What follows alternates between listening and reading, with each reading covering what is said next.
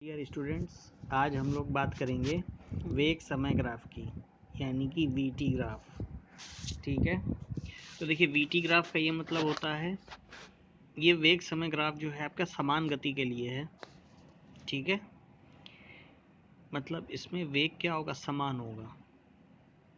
तो वेग अगर समान है तो समान वेग का ये मतलब है कि जैसे t1 टाइम पे अगर वेग v1 है तो t2 टाइम पर भी वेग क्या होगा, वही होगा v1। जैसे मान लो यहाँ पे ये v1 है, ये v1 की लाइन है। ये आप ऐसे समझ लो कि ये v है, ये t है। तो t मान लो t इक्वल टू 1 सेकेंड पे वेग अगर 5 मीटर प्रति सेकेंड है, ठीक है, तो t बराबर 2 सेकेंड पर भी वेग अगर देखोगे तो भी वही वेग आएगा। t बराबर 1 पर भी 5 मीटर प्रति सेकेंड, t बराबर 2 पर भी 5 मीटर प्रति सेकेंड वेग है।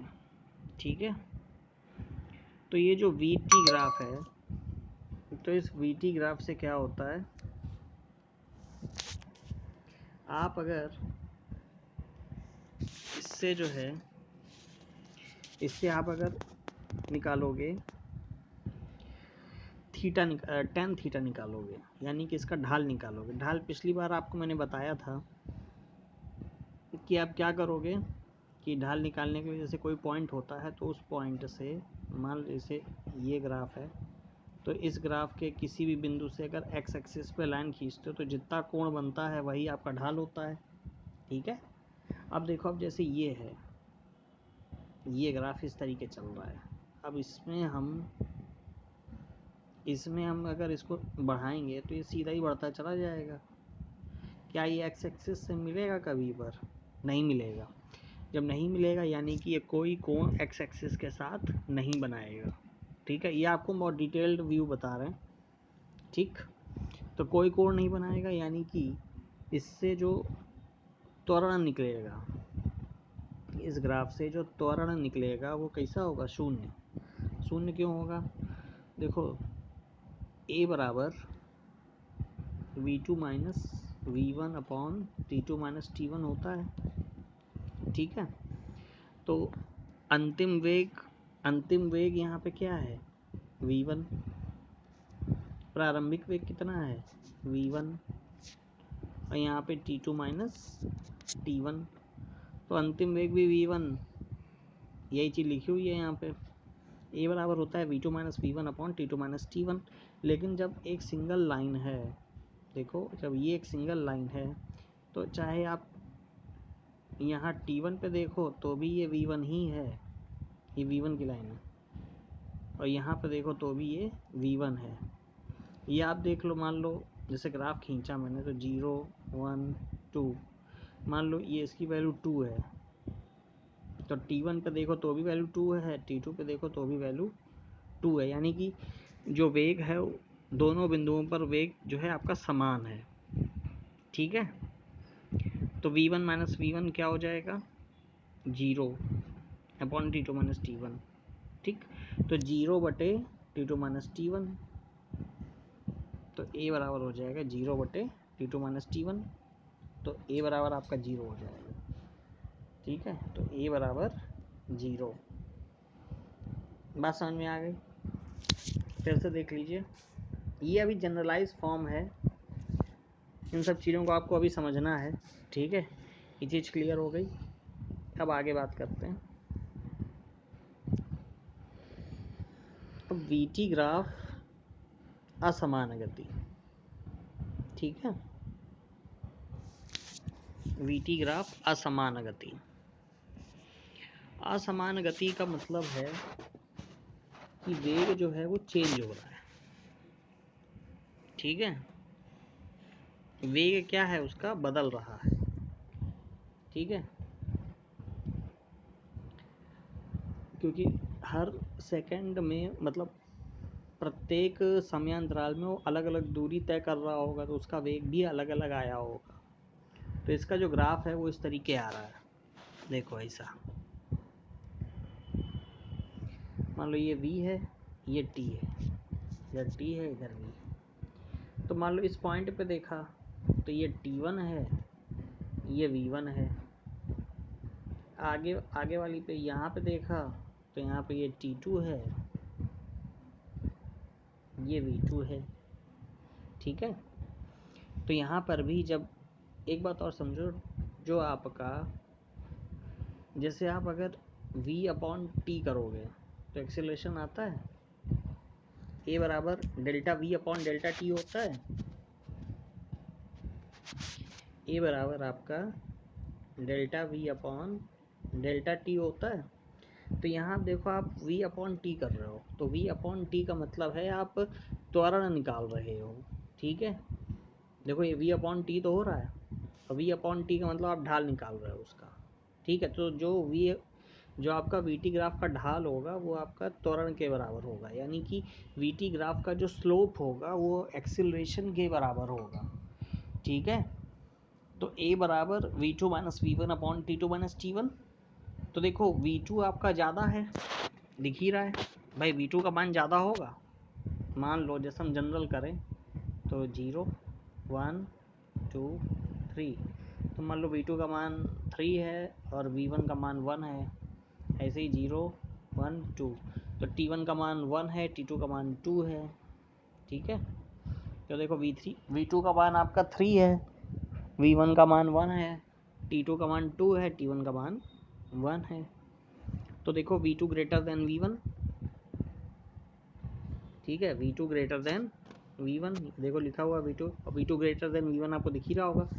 A बराबर V2 minus V1 T2 minus T1, ये आ गया पॉजिटिव। पॉजिटिव का मतलब है कि उसका वेग क्या हो रहा होगा, बढ़ रहा होगा, उसका वेग बढ़ रहा है। ठीक है, जैसे ये ग्राफ चढ़ता चला जा रहा है, इसका मतलब वेग उसका बढ़ रहा है। ठीक, तो दूसरा हम बात करते हैं, ये जो VT ग्राफ में असमान गति है, तो देखो इसमें असमान गति में दो प्रकार हो सकते हैं। एक तो समान त्वरणीय गति, तो जो सीधी रेखा अगर आ रही बिल्कुल सीधी, तो इसका मतलब वो समान त्वरण है, वहाँ पे क्या है, समान त्वरण। ठीक, और दूसरे में देखो VT ग्राफ है असमान त्वरणीय गति। ठीक है, तो देखो असमान कैसे है आप समझो, पहले ग्राफ ऐसे गया, फिर ग्राफ ऐसे गया, फिर ग्राफ ऐसे गया। ठीक है, तो आप इसको ऐसे समझ सकते हो, आप इसको इसके ढाल से समझ सकते हो।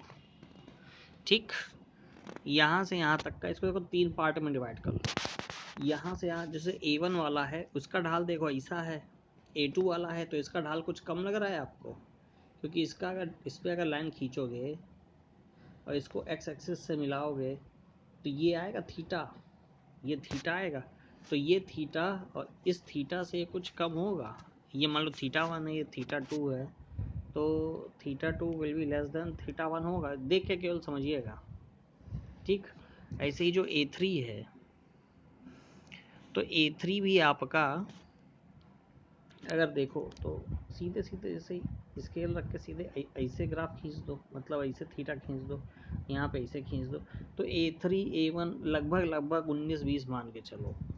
ठीक है, A1 A3 आपके लगभग या तो बराबर है, उनको एग्जैक्ट नहीं पता है, लेकिन मतलब पता क्या मतलब कि अगर थोड़ा सा इसमें डिफरेंस क्लियर दिख रहा हो तो अलग बात है। अब देख लें इनसे बुक में क्या किया, तो बात समझिएगा। A1 और A2 तो देखो आपको सेम नहीं दिख रहे हैं ना, बात समझ में आ गई, ये चीज़ क्लियर हो रही ना। A1 A2 देखो असमान है।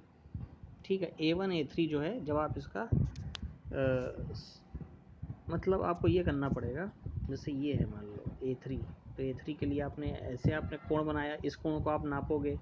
ऐसे ही जो A1 वाला है इसको आप ऐसे ही बना के ऐसे आप चांदे से या प्रोटेक्टर से आप इसको नापो, कितना कोण बन रहा है। तो जितना कोण बन रहा होगा, तो जिसका कोण ज़्यादा होगा उसका स्लोप ज़्यादा, उसका स्लोप ज़्यादा यानी वहाँ पे वेग ज़्यादा या एक्सेलरेशन ज़्यादा वहाँ पे।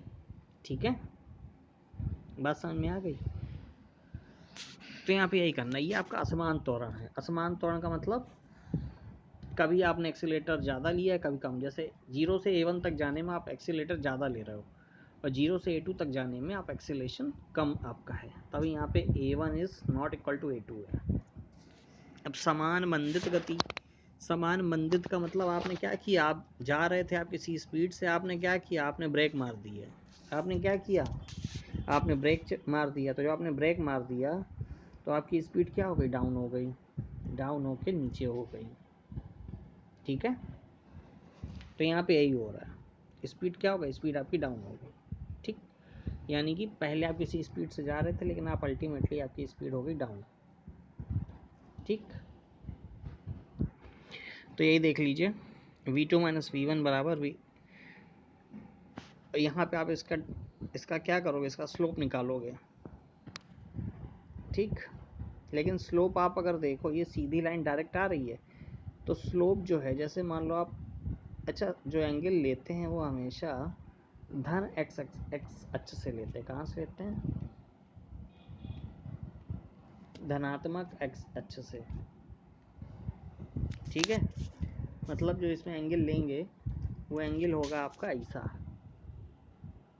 एंटी क्लॉकवाइज, मतलब एक्स एक्सिस मान लो ये एक्स अच्छा आपका ये, तो इधर से इधर की तरफ लेंगे ऐसे। ठीक, तो अगर आप ये कोण देखो तो ये कोण चाहे A1 हो, चाहे A1 डैश हो, चाहे A2 डैश हो, सबके लिए कोण जो है बराबर ही है। ठीक है, तो यहाँ जो थीटा होगा वो ये होगा। ठीक, बात समझ में आ गई। जब स्लोप ऐसा होता है तब आप ये कोण लेते हो इस तरीके, कोण आप हमेशा ऐसे ही तो नापते हो। ठीक है, लेकिन अगर लाइन जो है, लाइन आपकी ऐसे है तो कोण आपका ऐसे हो जाएगा। ये समझिएगा, हमेशा धन एक्स अक्ष से लिया जाएगा, ये नहीं कि आप ऐसे ले रहे हो। ऐसे अगर आप ले रहे हो तो आप गलत कर रहे हो। ठीक, आपको कोण इस तरीके लेंगे। ठीक, तो ये चीज़ समझ में आ गई। मंदित गति का मतलब क्या है आपने स्लोप बनाया ये।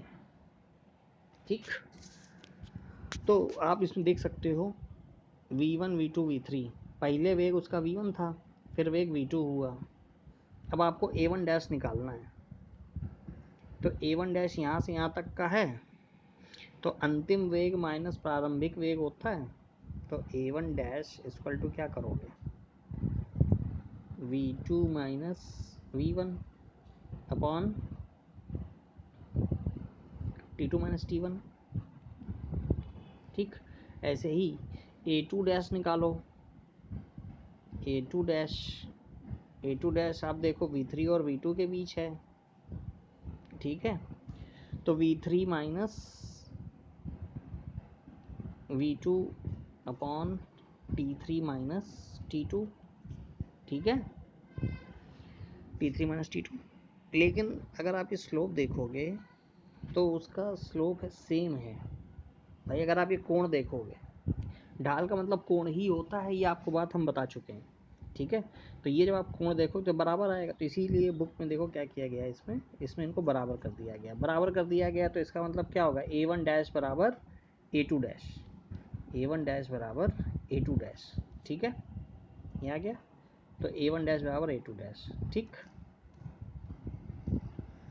अब वीटी ग्राफ में असमान मंदित गति। असमान मंदित गति का मतलब क्या है, अब जो मंदन हो रहा है वो असमान, मतलब एक बार आपने कार जा रही है, गाड़ी आप चला रहे हो, आपने क्या किया, ब्रेक मार दिया, धीमी हो गई, फिर आपने फिर जो है ब्रेक हटाया, तो उसके बाद थोड़ा फिर आपने और चलाया, और चला के फिर आपने ब्रेक मार दिया। मतलब फाइनली जब तक आपने रोका तब तक आपने 2-3 बार ब्रेक मारा उसमें। तो ये हो रहा है, मतलब जो गाड़ी आ रही है वो एक बार में नहीं रुकी, पहले ऐसे रुकी, फिर ऐसे हुई, फिर अल्टीमेटली वो धीमे रुकी। बात समझ में आ रही ना। तो ये a1 डैश है, यहाँ से यहाँ तक, इधर से इधर तक a2 डैश है। उसके बाद अब आपको क्या करना है, a1 डैश का मान निकालना। a1 डैश क्या होगा, ये मान लो v1 से v2 आप निकाल रहे हो, तो देखो दोनों का स्लोप अगर आप देखो, a1 डैश का स्लोप देखने के लिए क्या करोगे, इस लाइन को ऐसे बढ़ा दो, यहाँ से ये मान लो x अक्ष है, तो यहाँ से यहाँ तक का स्लोप देख लो। ऐसे इसका स्लोप देखने के लिए इसको आगे बढ़ा दो, यहाँ से यहाँ ये वाला स्लोप देख लो। ठीक है, तो दोनों में अंतर आपको दिख ही रहा है, सीधे सीधे समझना। तो यानी कि a1 डैश और a2 डैश का मान अलग अलग होंगे।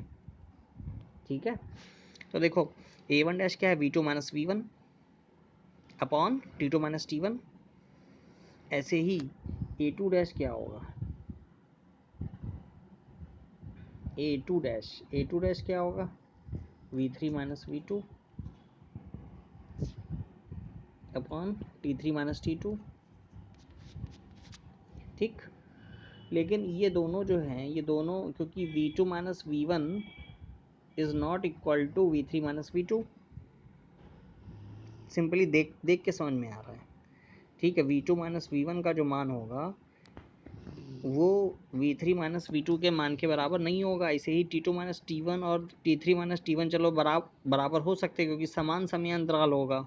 ठीक है, ये तो बराबर हो सकते हैं, लेकिन V3 माइनस V1 और V2 माइनस V1 और V3 माइनस V2 के मान समान नहीं हो सकते। ठीक है, तो इसलिए V2 minus V1 upon T2 minus T1 is not equal to V3 minus V2 upon T3 minus T2। तो इसलिए क्या होगा, A1 dash is not equal to A2 dash. ठीक,